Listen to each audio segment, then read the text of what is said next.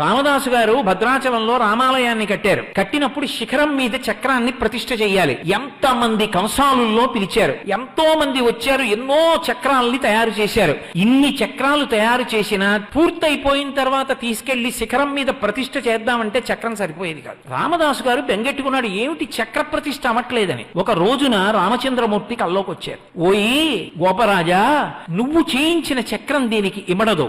గోదావరి నది అనుగ్రహిస్తుంది చక్రాన్ని. నువ్వు రేపు స్నానం చేసి గోదావరిలో నిలబడు, అలల మీద తేలి సుదర్శన చక్రం వస్తుంది అన్నారు. రామదాసు గారు ఆ గోదావరి నదిలో స్నానం చేసి నిలబడి ఉండగా అలల మీద తేలుతూ వచ్చింది చక్రం. ఇప్పుడు భద్రాచలం రామాలయం పైన ఉన్నటువంటి చక్రం ఉన్నదే, ఆ చక్రం గోదావరి ప్రసాదంగా అలల మీద తేలి వచ్చిన చక్రాన్ని రామదాసు గారు ప్రతిష్ఠ చేశారు. గోదావరి మాట్లాడింది. ఒకానొకప్పుడు రామానుజాచార్యుల వారిని పరమభక్తుడు రామచంద్రమూర్తి. రామానుజాచార్యుల వారంటే విశిష్టాద్వైత మత ప్రవర్తకులైనటువంటి భగవద్ రామానుజుల గురించి కాదు నేను మాట్లాడుతున్నది. భద్రాచలంలో ఉన్నటువంటి అర్చక స్వామి పేరు రామానుజాచార్యుల వారు. పరమభక్తి తత్పరుడు. ఆయన దేవాలయంలో ఉండగా కొంతమంది, ఆ రోజుల్లో అలా ఉండేవి భావనలు, దేవాలయంలో ఉన్నటువంటి విగ్రహాలని ధ్వంసం చేయడానికని బయలుదేరి వచ్చారు. వచ్చినప్పుడు వాళ్ళు వచ్చేస్తున్నారు దండయాత్రగా, రామాలయంలో మూర్తుల్ని బద్దలు కొట్టేస్తారని అవి కనపడకుండా మట్టితో గోడ కట్టేసి చిన్న కన్నం పెట్టి లోపల అఖండ దీపం పెట్టి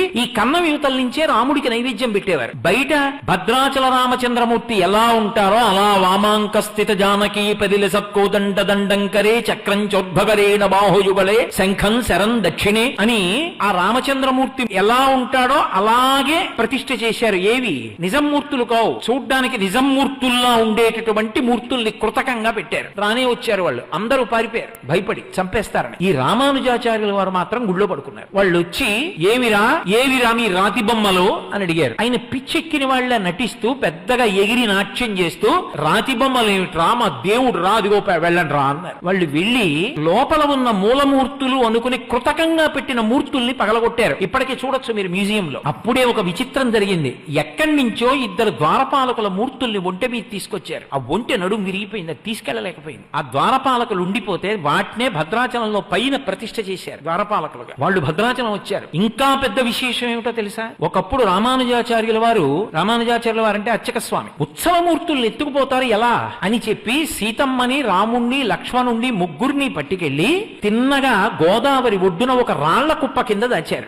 ఈయన వెళ్లి దేవాలయంలో అమ్మయ్య మూర్తుల్ని రక్షించాను, గుడి నిలబడిందని సంతోషించారు. గోదావరి పెద్ద ప్రవాహం వచ్చి ఈ ఉత్సవమూర్తుల్ని తీసుకెళ్లిపోయి ఆయన గోదావరి ఒడ్డుకు వచ్చారు. ఉత్సవమూర్తులు లేవు. ఉత్సవమూర్తులు వెళ్లిపోయాయి కాబట్టి నేను గుడికి రానని ఆయన ప్రాయోపవేశం చేసి అక్కడే కూర్చున్నారు. శరీరం